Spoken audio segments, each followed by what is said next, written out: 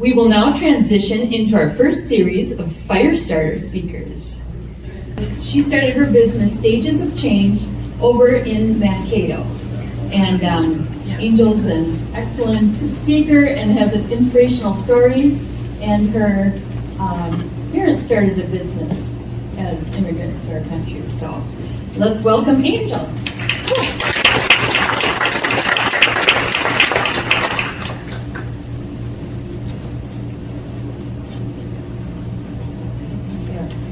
Hello, everyone. Thank you so much. I figured today was a great opportunity for me to actually just start with my elevator speech so that I could, practice it on stage, and you guys can kind of tell me how it sounds, okay? Hi, my name is Angel. I'm a moderation management coach and the owner of Stages of Change Center. For over 10 years now, my program has been educating, engaging, and inspiring individuals to rethink the way that they rethink their relationship with alcohol and other altering chemicals. And with my support, I help them dismantle a habit loop and reconstruct it with intention so that they can move forward more present, self-aware, and empowered to make healthier choices. What do you think? Pretty good? Okay, so just 10 years in business, and I think I finally got it down. So I wanted to kind of talk to you guys. I just want to say it is such an honor and a pleasure to be here today. I can remember sitting in my first entrepreneurial event years ago, and as I was sitting in the chair, I was thinking to myself, one day, I'm going to get this business stuff figured out, and when I do, I'm going to come up on this stage and I'm going to talk to people in the hopes of helping them to learn the things that I've figured out faster so that they can get to where they're trying to go sooner, right? So today what I want to talk about is the value and the necessity of support. It's kind of the most authentic way that I can come up here and speak to you today, because it is because of that support that I'm able to stand here with you today. One of the things that I've realized is the most definitive word that describes a business owner's path on their way to the top is the word lonely. Of course, I'm sure that's not news to those of you who have started your own businesses or just trekking along. As a business owner, we come into this with great ideas, fueled by passion and the hopes of becoming the next business or company that provides unbeatable service or support to our target audience. Along the way, though, so many of us find ourselves lying awake at night, just trying to figure out the how. Maybe we bargain, sometimes beg and plead for the financial and physical support that we need to keep going. We work long hours into the night and sometimes through the weekend, missing events of our children's and even unintentionally neglecting our significant others sometimes, right? But we do it in the hopes that one day we're going to figure it out and all of these pieces are going to come together. And when they do, things are going to be different. Unfortunately, and sadly, for many of us, we'll reach exhaustion first, and sometimes we'll just give up altogether.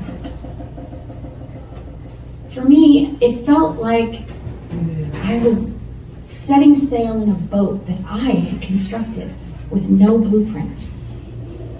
I placed all my hopes and dreams into this boat for my business, and I set sail.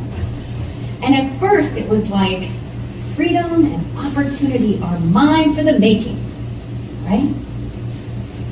And over time, the headwinds that came at me and the storms that came in, all of a sudden started to make me realize, my goodness, I'm in the middle of a vast body of water in a vessel that is ill-prepared as I constructed it to navigate the challenges that I was facing in my attempts to move forward in the direction of my goals and dreams.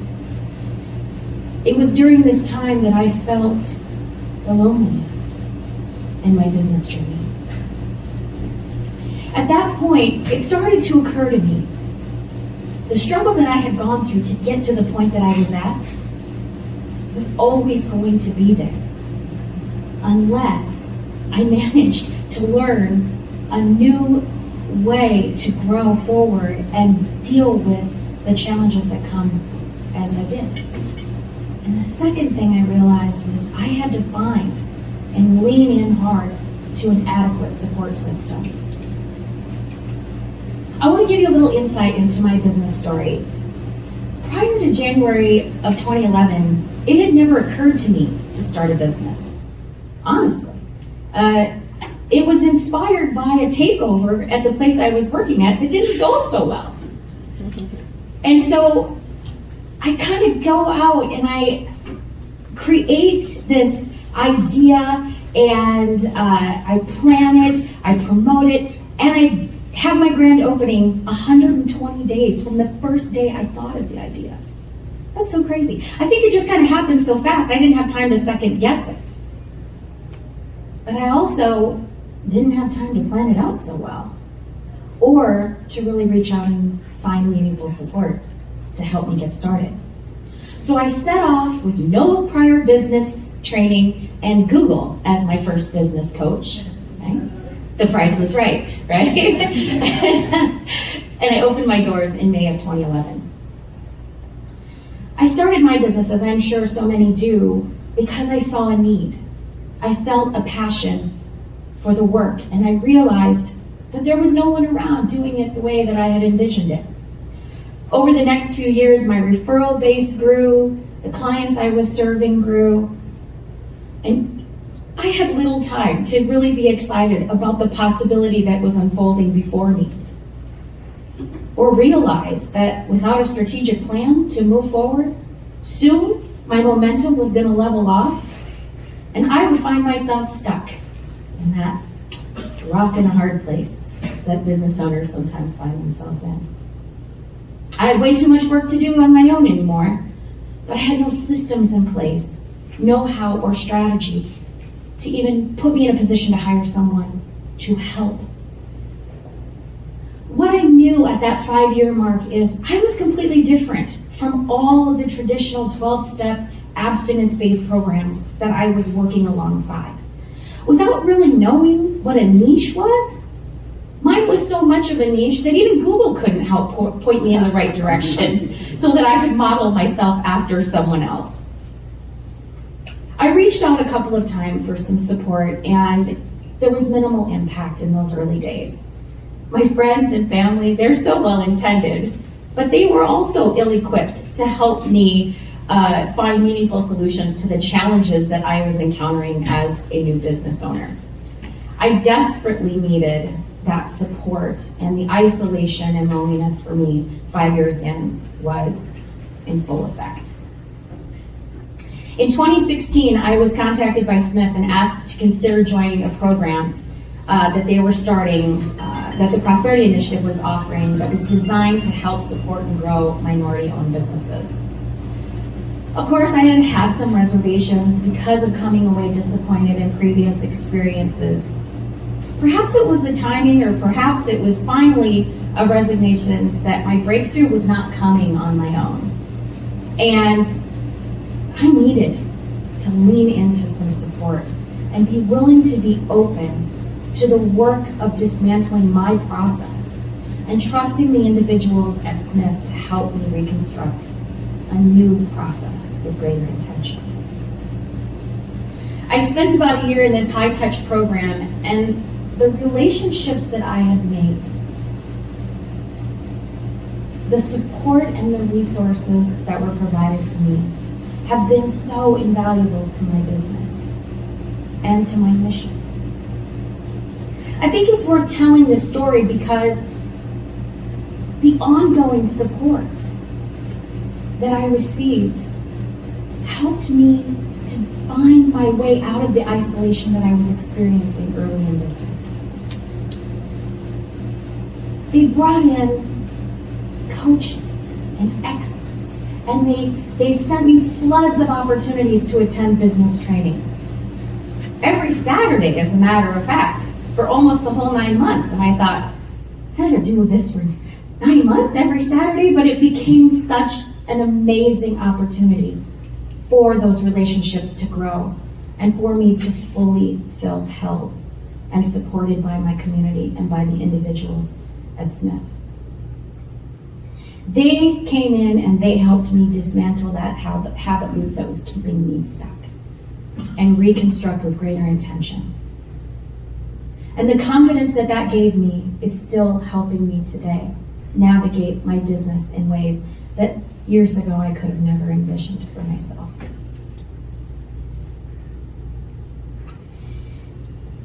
Five years ago, I was sitting there with a plan that I constructed that only allowed me to work in my business.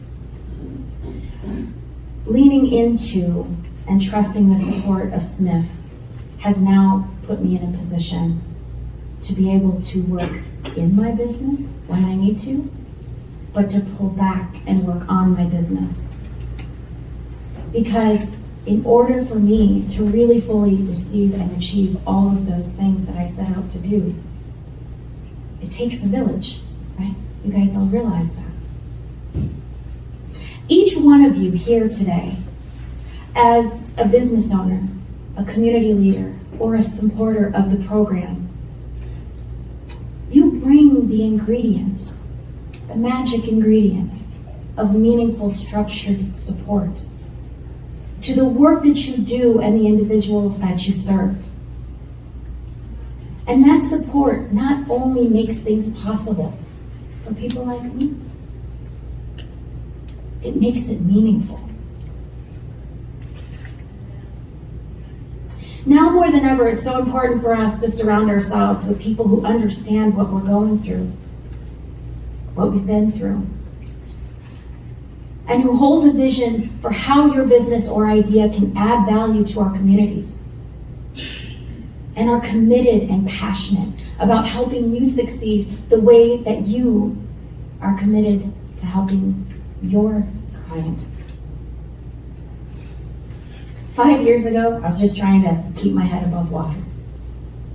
Today, I realize I am a disruptor in my industry. Me. I am doing something totally different. I'm not competing with the 12-step programs that I worked alongside. I'm creating a new category. I feel so fortunate to dwell in this region where so many are working tirelessly to create a fertile soil for us, for all of us, to plant and to grow our dreams in. In 2017, I started offering, alongside of my in-person offerings, some online offerings as well. It was a bit of a learning curve, but because of the support I had received from Smith and kind of the pulling back and really started looking at my business organization and the possibilities, I was able to add a new service medium. Fast forward 3 years later, in March of 2020, and literally overnight, the world changed for all of us. I was able to go home, and now I have an assistant, and she's amazing, by the way. And I said, well, we got like 2 days. We transitioned the entire business online, and we just rolled with it. Not only did that allow me to stay viable through the pandemic, but it also put me in a position to see the possibility beyond the pandemic and beyond the borders of the community that I was in, giving me the ability to serve the entire region. How amazing is that? Right? So I just want to leave you guys with a couple of points today. Whether you're in the planning stages of opening a business, currently running a business, or you're a community leader,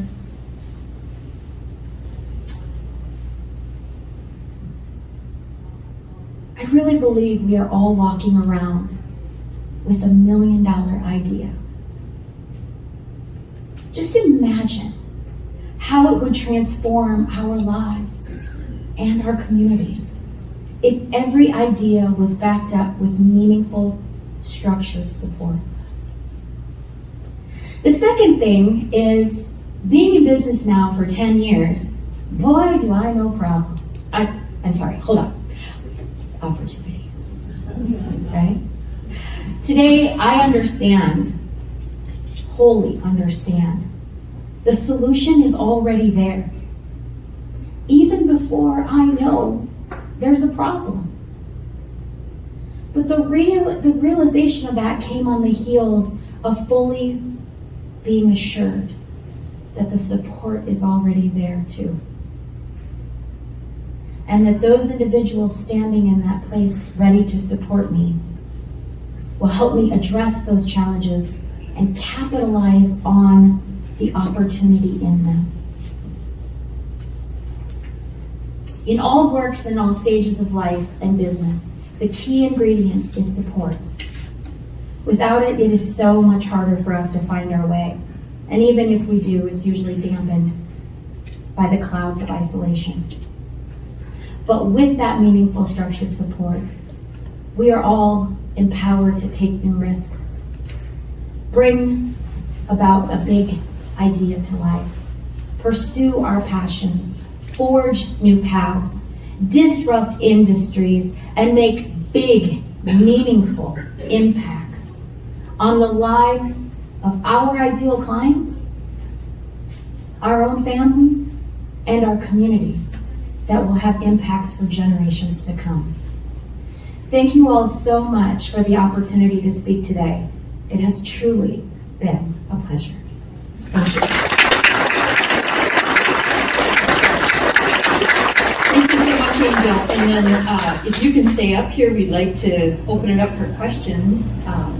I have one that I'll start it off with is, I'm wondering was your original vision for your business to disrupt the 12-step program kind of thing, or were you like, well, I can do this as well as them, so I'm going to start my business? Or how clear was your vision from the beginning?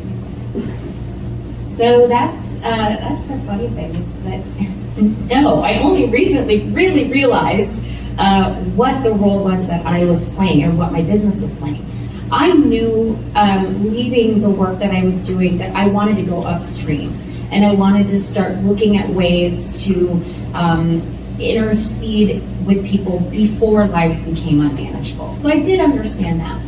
But as far as really understanding the possibility of being a disruptor in that industry that I had worked in my whole life, I didn't see it in that moment. It wasn't really until I had completed this training that I went through that I was able to really get confident standing back and looking at it and going, oh, here is what I'm really doing. And I realized it by really thinking about how I showed up at every meeting with every client, right? I always said, you don't have to stop. I just want to have a conversation about what continuing to do it the way you're doing it looks like. And I did that organically, but I just didn't have a way to call it by name, right? So now that I've called it by name, man, am I stepping into it. Because this is such a great opportunity to really meet people where they are. And I think that that's the value that Sniff actually helped me to understand too, was that it's so much better to meet people where they are, and so much more effective than to say, hey, why don't you come over here, and then we can help you with what you need, right? That's the power that just my experience brought to me, being able to realize my new journey as a disruptor. Thank you. Who's next with a question? Yeah. You began the adjustment to some online client servicing prior to the pandemic, but I'm curious to know how deep you were into that before the pandemic, and just it'll give us some sense of the ramp up you needed to undertake when everything had to go virtual. So, after I completed my program in 2017, that is when I began adding slowly those online courses. All of it, of course, I had to figure out how I was going to maintain that fidelity between in-person interventions and online programming. Fortunately, I found that I kind of liked being, behind the computer screen and the Zoom meetings. But slowly over time, I just incorporated, and honestly, it didn't take off. It was very hard to kind of go out and try to talk to people about the possibility of telehealth services, right? It was just very much well, I'm not so sure. And the funny thing is that I had just decided I was doing it anyway. I had just had the confidence and the understanding and the energy. I just did it anyway. And I remember that March 13th, I was holding an in-person kind of meeting, network meeting at my office, and of course everything was a flutter. Everybody's talking about what's going to happen, and there was a gentleman that came down from the cities, and I said, I was explaining my online stuff, and I said it's just been a little bit challenging to get people on board with it, and he turned and he looked at me and he said, well, young lady, he said, I have a feeling in a very short amount of time that resistance is going to go right out the window, and you are in a very good position to weather the storm. And when he said that, that's what sent me home. And I said, all right, Brittany, we got to do this. And so realizing the power of it, that I had been working through the different learning curves for 2 years, allowed me to hit the ground running. We just literally called everybody up and said, here's how it's coming in. Here's how we will, prepare you to be able to do this sign-on online. Don't worry, we got you. I was up and running and able to stand out in front and provide those continuum of care services while the people working alongside of me were scrambling and trying to figure out how to pivot, right? The process of going online really wasn't that challenging. It was just about being willing to reframe, right? And kind of consider a new way of delivering the same service. My heart was still coming along. My mission, my values, the way in which I showed up was still there. Online was just another medium through which to deliver those services. And so I found it to be very easy to transition into. But fortunately, I had been navigating those learning curves for the 3 years before too, to be fair. Anyone else have a question for Angel? All right, well, thanks a lot.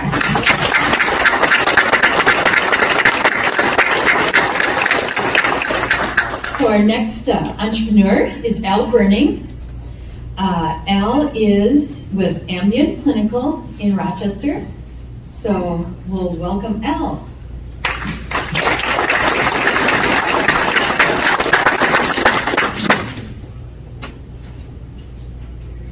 Thank you, and thank the Smith team for putting this on. Let's everybody give a round of applause for doing that.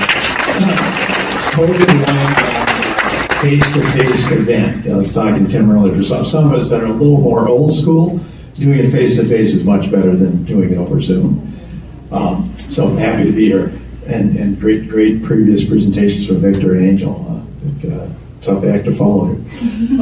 So I'm Al Berning, the CEO of Ambient Clinical Analytics, and I'm honored to be able to share a few things that I've learned over the last 20 years as an entrepreneur.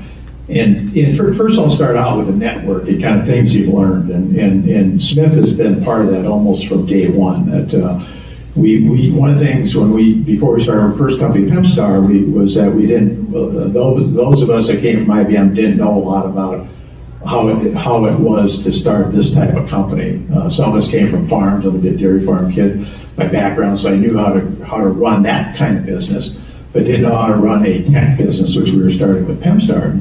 And in terms of the capital side, the organization outside, the regulatory, and the network organizations helped a lot. We started out with READY, the Rochester Area Economic Development, and I always give Gary Smith a kind of a shout out, because in the mid 90s there weren't the network of opportunities available there are now, and READY was one of them. We actually had our first office in the READY offices, and Pemstar went on to grow to almost $1 billion and 10,000 employees around the world, but we would not have started like we did without having that network and that ability to get launched. And Smith the same way. We met the Smith team early. Pam and Diane, and then Tim when he came on board was a great part of the 3 companies that I've been involved with. And just as a side note, I also had the honor of a couple times I've been mistaken for Tim Penny.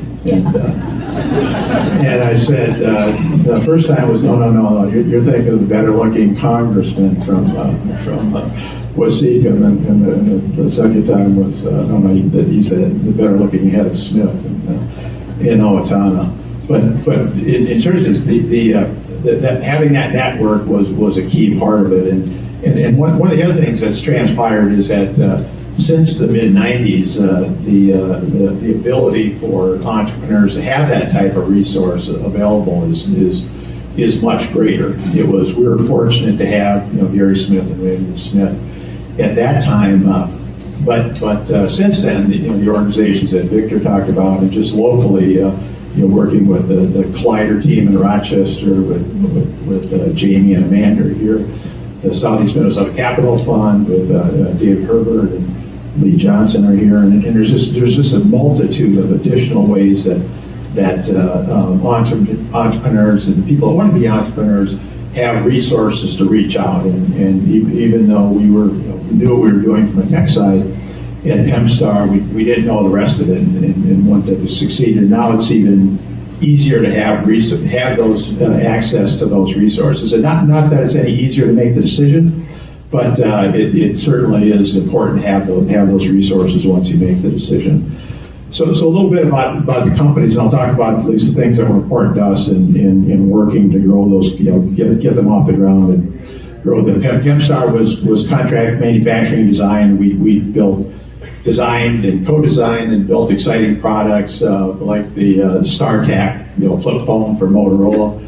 Back in the day, we did the Given Imaging camera, which is a micro camera you swallowed, and it did analysis of your GI system. Mayo was one of the first customers of that Israeli company, and we set up a facility in Israel to do that, and a lot of other exciting projects. And we caught the wave of outsourcing at that time, and the way we started was similar to a lot of entrepreneurs. It was a little bit by accident.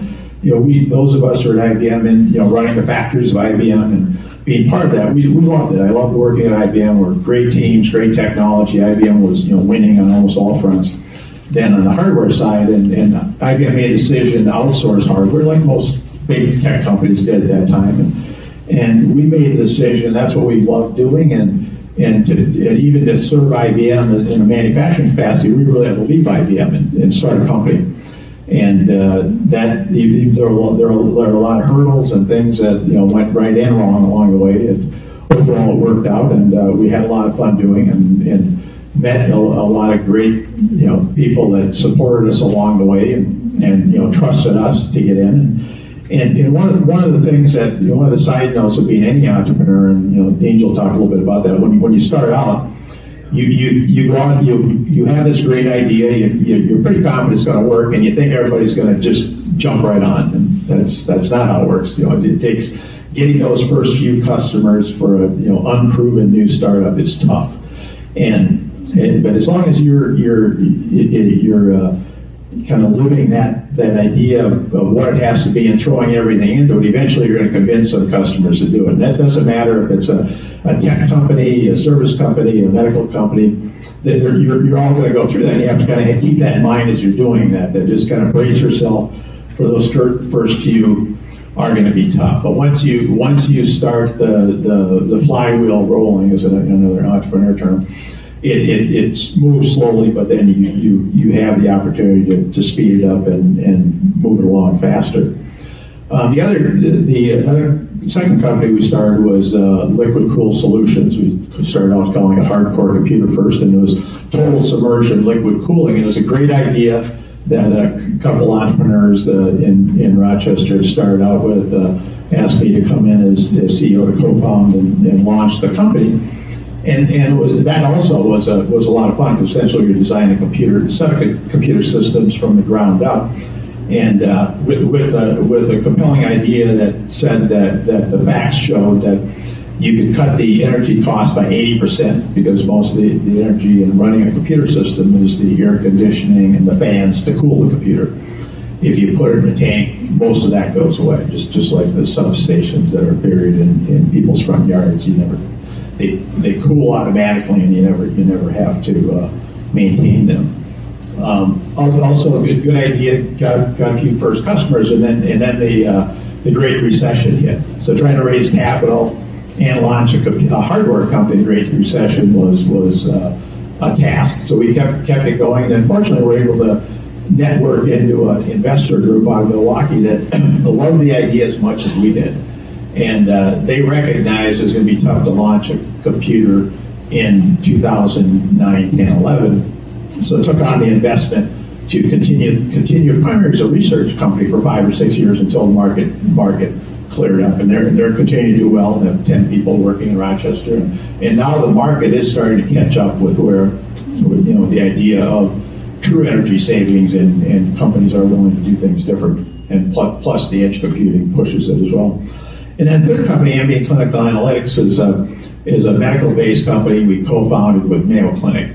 And one of the things we've learned on that is that we have a great product. One of the key products detects sepsis and then provides a treatment protocol for sepsis. And one of the things that we learned as part of that is if you get sepsis in the U.S. and go into a hospital to get treated, you have about a 50% chance of being treated, have the treatment be done on time. And that's public information. You can go on to hospitalcompare.com. And as an engineer or scientist saying, well, that's crazy. The steps, there's a lot of steps, and they're complicated, but they're not that complicated. There's automated tools like we use to run our tech factories that can help that process along and make sure people get treated on time. So it's a fun product to be out there. But again, on the point of getting hospitals to change that is a process, and there's a lot of steps that go into that process, and to be able to get that in front of the right people at the right time at the hospital is a challenge. But fortunately, it's a compelling enough problem, and we have a compelling enough solution that over the last 2 or 3 years we've done that, and are starting to ramp the company up, and starting to see some good results, and have got a lot of good research, both now from Mayo and other hospitals. So some of the things we've learned in all of these expeditions is that there's a few key things that just keep coming up. But one is you obviously have to have the idea, and you have to be able to document that idea into a process, or into a way of getting things done that people can understand, that your potential investors can understand, your customers can understand, and the teams that you bring on can understand. So, and a big part of that is coming up with a forecast, a budget, trying to understand where this will fit into the market, and if you capture 0.1% or a percent, what does that mean, and how are you going to go about doing it? So once you put that together, you can take it on the road, so to speak. And if the objective is to start a company that requires a factory or development team to do the product and FDA regulation, and it's going to take a lot of capital. And one of the things we learned is that as a company that's going to do something on that scale, you always have to be thinking about capital. I mean, it never ends. The CEO, the CFO, or the other leadership team always wants to be thinking about capital. And part of that is also thinking about the ask. If a lot of people come in, and I started my career as an engineer, had no idea I would have to be doing sales and raising money as CEO as part of these. But one of the things you learn going through this is that if your idea is compelling enough, you've got a great team backing you and working with you, and you have customers that are embracing it, that part comes along. It gets easier with time, but the first asks are always a challenge. And just as a side note, we happen to be raising capital right now. So if anybody's interested, see me after the conference. So that's an important part. And then the second part is really the sales process and getting customers in. Because that, again, without customers, customers and revenue are oxygen to companies. And the easiest way to raise capital, and the best way to raise capital, is through operations. It's through your customers. And we're fortunate we were able to do that for a lot of our growth at Firestarter, and that makes life a lot easier. In some cases, if you're doing a regulated product and you have a 5-year cycle, it's impossible. So then, and Ambient clinical is more on that side, then you have to be able to do it the other way. The third thing that's important that we've learned is important is combining the sales with the execution on delivering the service or the product.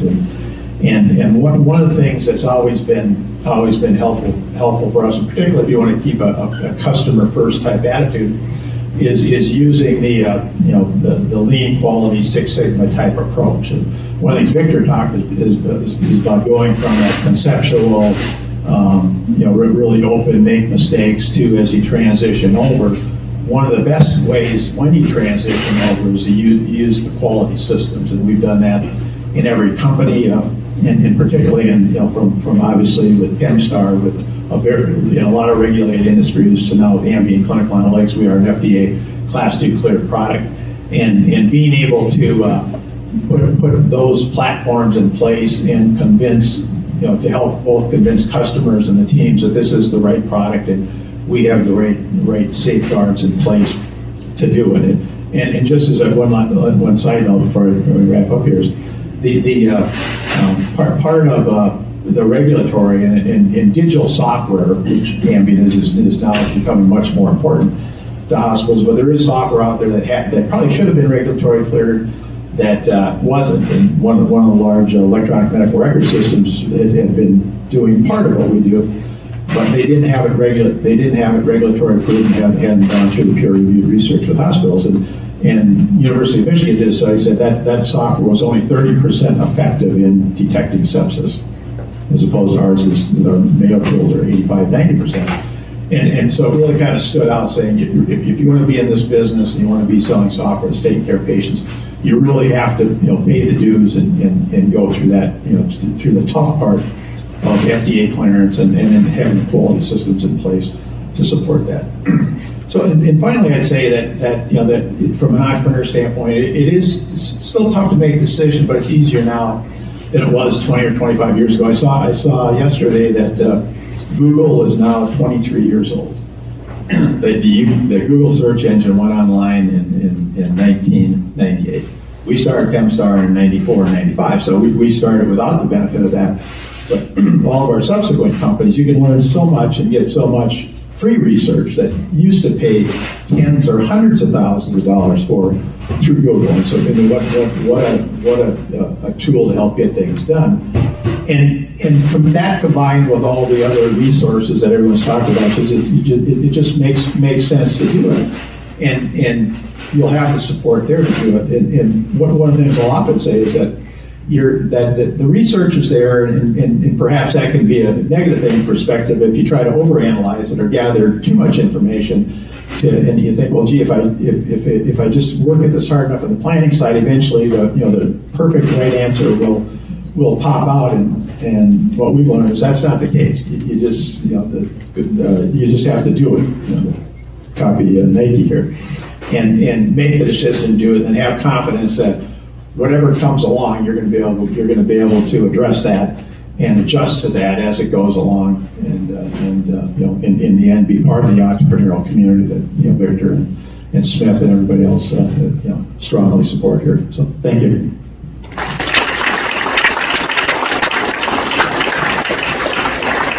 So thanks, Al. And I had one job to do here, and I messed it up. So we are holding our questions till the end of all of the speakers, and then we're going to take questions for Victor and the whole gang. So thank you, Al.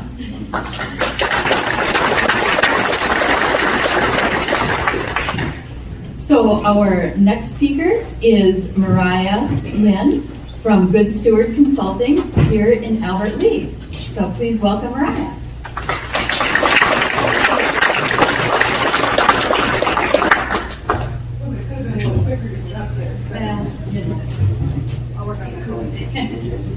Thank you, and good morning, everyone. I am Mariah, Lynne from Good Steward Consulting. That's actually headquartered here in Albert Lea, Minnesota. So if you have the opportunity to join us after this event, it's going to be uptown. Actually just grew out of a building, 137 Broadway Avenue, that you can see up there, and moved into a building on 122 West Main, which you'll drive by. It has big wind turbines and solar panels across the window. Why does it have that? Our company is a public outreach and community affairs firm that works with utility-scale renewable energy development companies across North America. So the really big wind farms and the really big solar farms. I started the company about 4 years ago, honed in and focused on just this industry about 3.5 years ago, and have grown it to be 31 employees strong across 12 states with 15 offices. So we are in growth mode right now. This is my second entrepreneurial journey. I actually was a co-founder of a marketing company here in Albert Lea with a business partner. I left that company, sold out, and started this company. And I can tell you, I have learned some lessons along the way.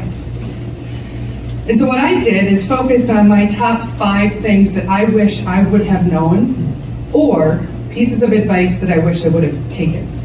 And that's really important. We all have our own entrepreneurial journey, and I want to lead with that. So what works for me, what worked for Beth with Busy Baby, what works for Sarah with Intego, what works for Victor and the companies that he works with, it's all very different, and there's no right answer. We're pioneers, we're not settlers. The pioneers are the ones that blaze the path. The settlers are the ones that come and walk after all the brush has been removed and there's a road there. We're all really blazing our own road, and so I want you to remember that it's your path. Take the parts and pieces that make sense to you. Make sure to ask for help along the way. My very first one, again, there's 5. I want you to write down cash. Not Johnny, just cash. Someone once told me when I started my first company, he said, you know what, if you want to be really successful in business, you should have $100,000 cash in the bank. And I thought, this guy's crazy, right? I have this really good idea, and I am passionate, and I'm educated, and I'm driven, and I'm going to make it work, right? He was right, I was wrong. You want to make sure you have cash, and the reason why you want cash is because there is lots of resources and funding and grant money and all of that great stuff out there. And the best way for you to use it is to invest it in your company, not in your salary, right? There's not a firm out there that's going to say, hey, Mariah, you're 100% female-owned, and we want you to have a successful business, so here's $50,000 for your salary. Yes. That's not how the world works. But there's lots of programs, and Smith can work with you on those to help you see what is available for financial funding for your business. It's just not going to go into paying your mortgage for your home. And that's a really important lesson. The second company, obviously I sold my first company, so the second company, I had $100,000 cash in the bank. The reason that's so important is because if you're doing this right and successfully, and anybody who owns a company in here is going to nod when I say this, you're not getting a paycheck. You're not getting a paycheck for year 1. Maybe year 2, you'll draw a little something, but it's going to be peanuts compared to what you earned when you worked for someone else. Year 3, you're like, hey man, I took $30,000 out of the company this year. How cool is that? At least that's how it was for me, because my goal is job creation. My dad is an entrepreneur. He's actually here. He's a county commissioner. He's joining us today. He owns a wood laminating company just down the road. This is West 9th Street. When you cross over the highway, there's a big manufacturing plant on the other side. It's Lamco Wood Products, and he was a partner, owner there, and a leader for several years. I watched him create jobs for Albert Lea, Minnesota, and I watched it work. right? He was smart. He created opportunities in the community that he and my mom lived in so that there'd be opportunities for his children to come back here to. So what does he get to enjoy? His grandkids, right?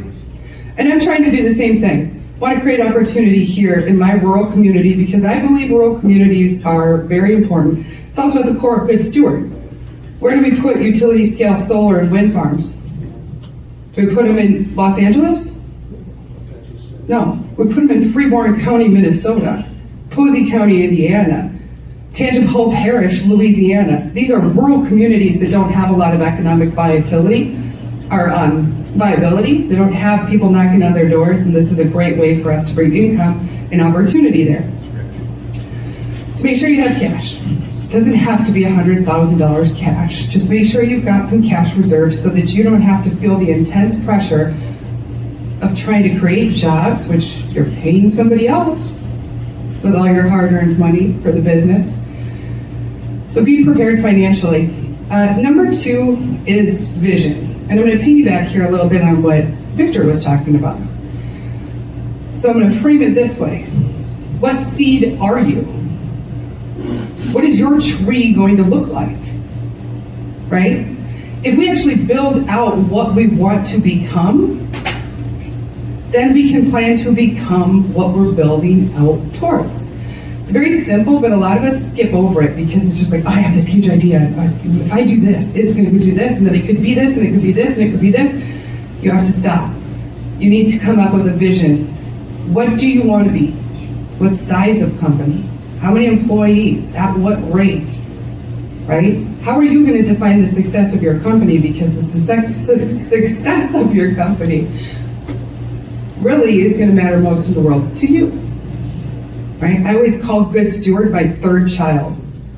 John Paul is 12, Camellia is 9, and Good Steward is 4.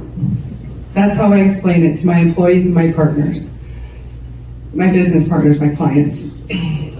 The third thing is accountability. So if you decide that you have a vision, you know what kind of tree you're going to be, and you start to build a path for you to get there, it can be lonely at the top, but it can also be easy to slip, right? I'll use this as an example. I have a basket of laundry on my master bedroom dresser that has been folded and in the basket for over 1 month. It's all my clothes. It's my dresser. I did the laundry. I folded it. I hate laundry. I'm not putting the clothes away. Why not? Nobody's asking me to, so I'm not doing it. I'm prioritizing other things, right? I use the word accountability because it leads into really important point, which is you need to have a mentor or a peer group. This is where accountability comes in. If I tell myself I'm going to put away the laundry, but nobody's holding me accountable for it, I'm not putting away the laundry. If I tell myself that I'm going to have 15 employees by year 2, but I'm not telling anybody else, and the only person that has to answer to that goal is me, then I don't have to really do it, right? That takes a lot of personal drive to hold yourself accountable on these things. So find yourself an accountability partner, whether that's a mentor. I have a couple of really great mentors that I call on a regular basis.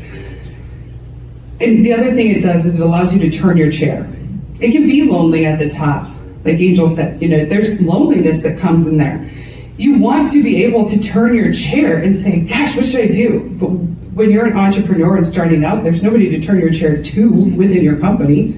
So you need to find that resource externally through a mentorship or a peer program. I did participate in LEAP, the Albert Lea Entrepreneurial Advancement Program here in Albert Lea. I see some of my friends from that group are here today, including Danielle Shipper from Pro Power Wash, or Tinker Clean, or Ships Pro Power Wash, whichever division you want to go by now because of their enormous growth. These are people that I can call on a regular basis, and I have different people that I call about different things because my comfort level with them, I'm not going to, you have to have like a real tribe of people, because what one person's really good at, another person might not be the best at. So make sure you have those peers and mentorships. The fourth thing actually feeds in really well with the other speakers, and that's with regards to risk. But what I am giving you as my number 4 is fail fast. You're gonna fail. You're gonna try something and it's gonna just bottom out. The worst thing you can do is hold on to a bad idea or a bad decision because you don't want anybody to think you're gonna fail, or you don't wanna let yourself down. So failure's gonna happen. The best way to handle it is to make sure that you're letting it happen fast. Find the lesson. That was the wrong move. I shouldn't have done that. What am I learning here? Pivot, try something else. Don't hold on to a bad idea or a bad decision. Learn from it, move on, pivot. And the fifth thing is actually grit. It's one of my core values. At Good Steward Consulting, our core values are grace, grit, resolve, accountability, creativity, and energetic. If I had a good steward in the audience, I could call on them right now and they would be able to recite it. That's how important core values are to my company. But the word I want you to write down is grit. This is quite possibly the most important business lesson I learned in my life. And I learned it when I was 10 years old. Anybody remember what happened in 1991 around this time, about a month from now, October, Halloween? The Twins won the World Series.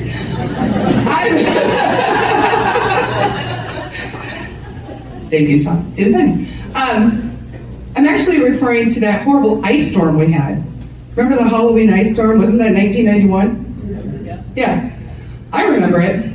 Power was out. We lived outside of town in a house that had a well and a septic system. We lost power, which means when you're on a well and you lose power, you don't have water because there's nothing to pump the water, right? So we have no power, we have no water, no heat. We have 2 fireplaces going, one upstairs and one downstairs. Lasted 3 days, we couldn't take it. So we decided we were going to get in the car and we were going to drive to Alamco Wood Products, Dad's company. It's like 4 miles down the road. I think it took us an hour and a half to get there. Everything was covered in ice. But you know what? I wanted to take a shower. I wanted heat, wanted to take a shower. You want to be able to flush the bathroom toilet without a bucket of water, right? And so we finally made it to Alamco Wood Products. I was so excited. We set up cots in the office area. Alamco was not only in town, but it had a backup generator. So we knew if we went there, we would have power and water. So we get everything set up in the office, and then I got everything ready, and I go out into the big manufacturing plant, into the bathroom, and I'm gonna take a shower. Before I did, I wanted to use the restroom. So I go into the stall, I sit down, I shut the door, and I sit down. I immediately start bawling. Because at that time, my dad was the president of the company. I'm a 10-year-old little girl in a bathroom in the middle of a manufacturing plant. What do you think was written all over the walls in the bathroom? Horrible, horrible stuff about my dad. This guy that I thought was just amazing. He's a sweetheart at home, right? Like, why would anybody say anything bad about my dad, you know? So I'm bawling. And I decide he can't see it. So I run up to the office. I snuck up to the office where I knew there were cleaning supplies in a bucket. I grabbed cleaner and a rag. I snuck back out to the plant. And I started scrubbing the walls. Still crying. Tears. Just crying. Because I had to read everything 3 times as I was wiping it off, right? Well, my dad realized I wasn't around the office, and so he came looking for me, and he heard me crying in the bathroom. And knocked on the door. He said, "Mariah, I'm coming in." I said, "I'm not decent." I didn't want him to see what was in there, right? So, "Not decent, don't come in." He said, "I'm counting to 30, and then I'm walking in that bathroom." And he counted to 30, and he came in, and he found me there, just kind of like, what am I supposed to do? How do I shield him from this? And he looks at me, and he goes, "Mariah, do you think I don't know what's written inside those bathroom stalls?" And I said, "You know?" He looked at me, he smiled, and he said, "Of course I know. What you need to know is my job here is not to have people like me. This isn't a popularity contest. There are 110 people, 110 families that rely on this company for a paycheck, for food on the table, for clothes for school supplies. My job is to make sure they have a job. And I thought, oh my God, he's right. He's right. And then I said, okay, he's like, do you want me to help you wash all this stuff off? He said, we can, I'll help you with it. But what's gonna happen is they're gonna come back from this storm and they're just gonna write it all back up there again. And so I don't remember if we actually cleaned it off, but I remember walking away knowing that if I was seriously gonna have a business someday, because I wanted to be like my dad, that I was gonna take the responsibility of being an employer to the nth degree. And remember, that's a responsibility. People are relying on you. It's great to dream and innovate and, everybody's dream big, take risks. You also have to take it in the form of responsibility. So we have 31 good stewards right now. My payroll is just about to hit $2 million annually, right? Do you think that makes me proud? Absolutely, because I've created the jobs. But what else does it do? Intensifies your pressure. It's 31 families who are relying upon me to make the right decisions at the top alone so that they can get their paycheck and they can support their families. If you want to be able to do that, take your responsibility seriously, but know that you've got to have grit. Dad would call it naugahyde. That's what he told me. You have to have naugahyde, Mariah, because people are not going to like your decisions, but you have got to make the right decision for the health of the company because the company is the people, right? The best way for you to take that responsibility seriously is to really pay attention today to the resources that are available from Smith.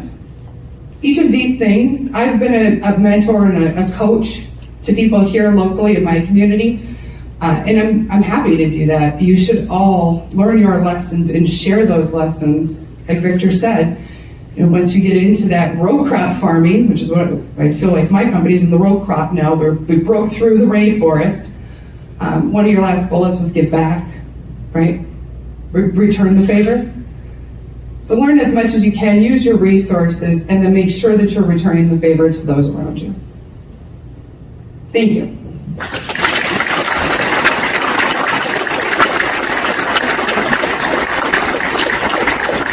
All right. Thank you, Mariah. Then our next speaker, Firestarter, will be Gordon Liu of Hourglass Consulting in Morristown. Then, after Gordon is done, we're going to ask Victor back up for some questions and answers before we have a networking break. So, Gordon, come on up.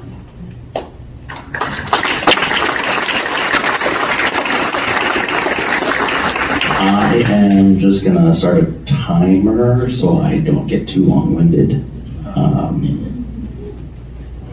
Following that accountability piece. Okay. So my name is Gordon Liu. In 2017, my wife and I started Hourglass Consulting.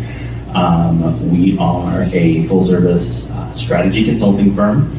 Primarily working with startups, small businesses, nonprofits, often in rural communities, typically the low resource entities. I am not particularly good at talking about myself, nor do I think my story is all that interesting, so I'm going to pivot a little bit and talk about what I'm most familiar with, and that's strategy.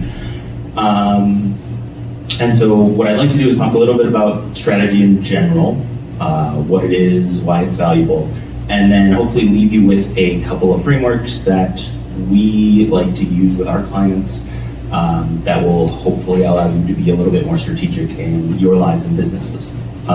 So the first point, what is strategy? It's a term that we use a lot in business, and usually when I talk about it, people's eyes just kind of glaze over. It seems easiest to maybe describe what strategy isn't. So if we picture a continuum between reactive decision making and thorough planning. Reactive decision making is where you're taking each case as it comes and looking at the options and just picking the best choice in that moment.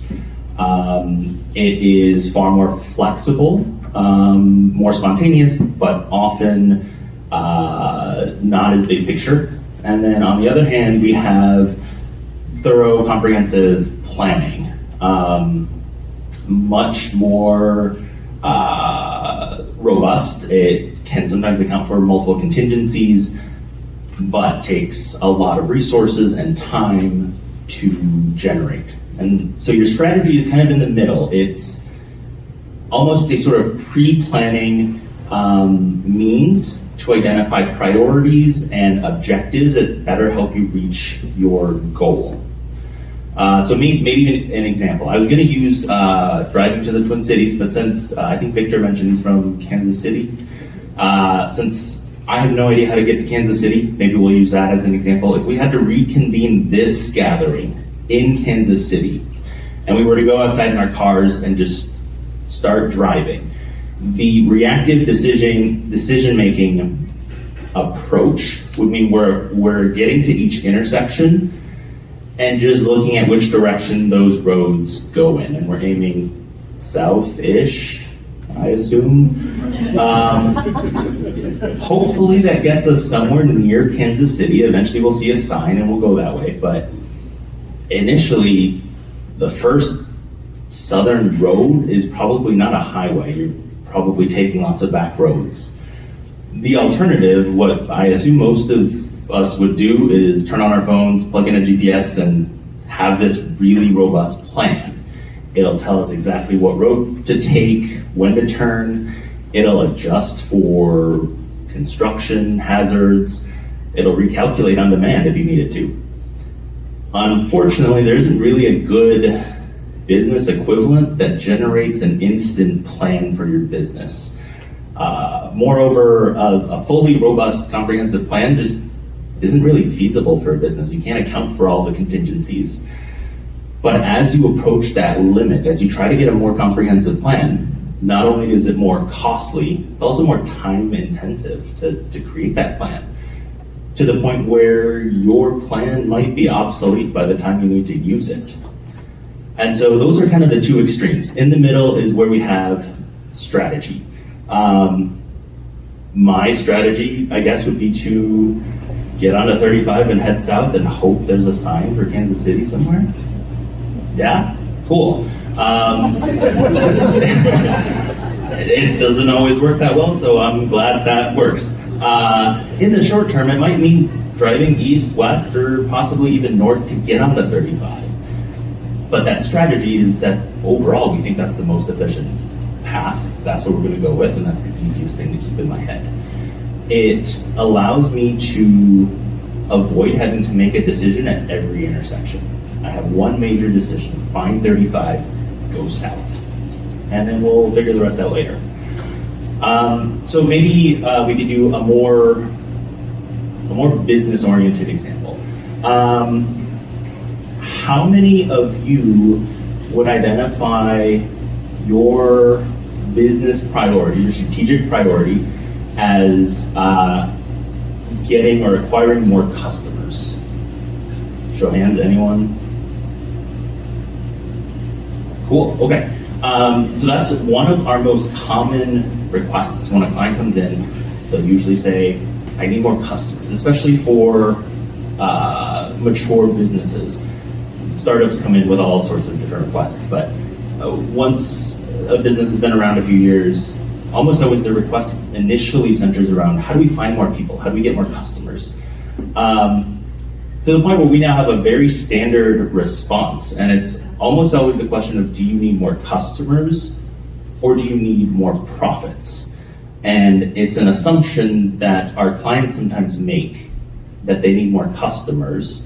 Well, what they really want is the profits that come with that.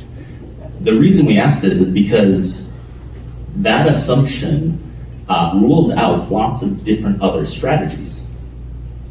Your net profits are a result of revenues and expenses. And revenues really are your average transaction amount multiplied by the number of transactions. So right there, you have three different levers that you can use to influence profit that may or may not require finding new customers. You can increase your average transaction amount through pricing, through add-ons. You can increase the number of transactions, yes, through new customers, but also through repeatability and retention. And of course, you can decrease expenses through automation, through efficiency. And all of these are potential strategies to increase profits. Some of those are often easier to do. And so we often ask that question first to figure out what is the easiest pathway to get you to that goal, if your goal truly is profits instead of customers. And so one of the takeaways that I hope you leave with is, for strategy to happen, we need a really clear goal, and we need to be assessing the assumptions that went into stating that goal. This is especially important in rural startups and small businesses, because here we don't have as many resources to have that cushion, right? We know that we should fail quickly, we should iterate, but some of that requires having that cushion, enough resources to be able to sustain multiple suboptimal decisions. And so what we want to do is increase optimal decision making. So I want to provide you with maybe a couple of frameworks to help you try and make better decisions. I don't have any graphics, so I'm just gonna wave my arms and try to make that work. The first one, a lot of what our clients end up having to do is based on communications. Whether you're trying to recruit a new employee, pitch an investor, or even rebut a negative Yelp review. All of that is centered around communication. So when we advise around communications, we typically cover five main questions. I'll go in order. I'll try to do some sort of visual. Let's start on this side. Over here, the first thing, this is your brand. Second thing, this is the message that goes with your communications. Third thing is going to be your audience. Fourth thing is the call to action. Fifth thing is your goal. Now, I mention it this way because the purpose of the communication is to connect your brand and get to this goal. But usually when we talk to clients, we don't go in this order. We start with the brand because that's an existing thing. Hopefully you have style and tone that's already associated with your brand. So we won't touch on that right now. Then we go with the goal. Like we just talked about, the goal is really the key thing to identify. So what audience is going to be most impacted? Are you going to need to communicate with? This is another thing that's really important to get right. For example, for a negative Yelp review, you're technically responding to the reviewer, but really the main benefit is to speak to everyone else who reads that review. And so that's your true audience there. So that centerpiece, audience. And then we'll go to this fourth bucket. Sorry, we're jumping back and forth. The fourth bucket is the call to action, right? It's the action or set of actions that you need your audience to take in order to reach that goal, okay? And then once you have these four things identified, that's when we finally start working on the messaging with our clients. That's when we have enough information to help create a communications campaign that's on brand, that speaks to this specific audience, and convinces them to take the required action. So that's kind of the engagement framework we use, and we end up using it quite a bit just because communications are so key to much of what we do. I have a few more minutes, so I have one more framework to share. In talking about strategy, a lot of what is central is decision making. In business, decision making is really difficult because it's hard to quantify your options. How do you compare two options, especially if you're looking down the line, right? So we use what we call a transactional resource framework. We identify 5 types of resources: financial capital, human capital, social capital, technical capital, and then temporal capital. So I'll go over those again. Financial capital, money and financial assets.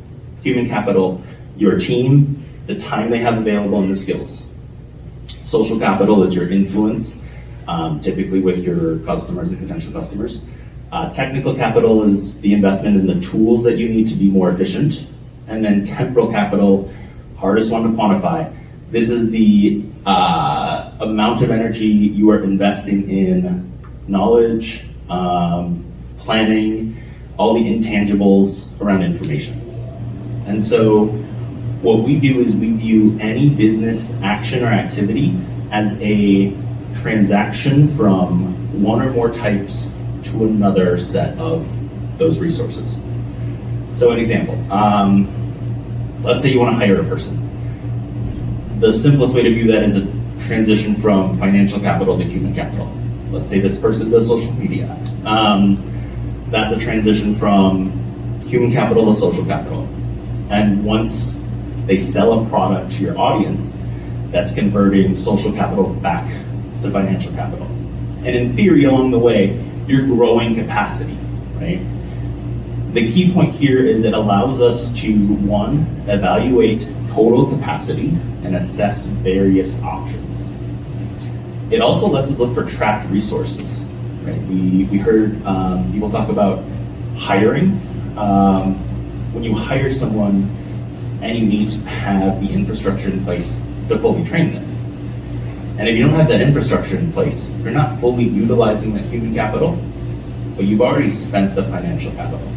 And so there's some amount of resources stuck in human capital that you can't unlock until you spend more resources developing that training.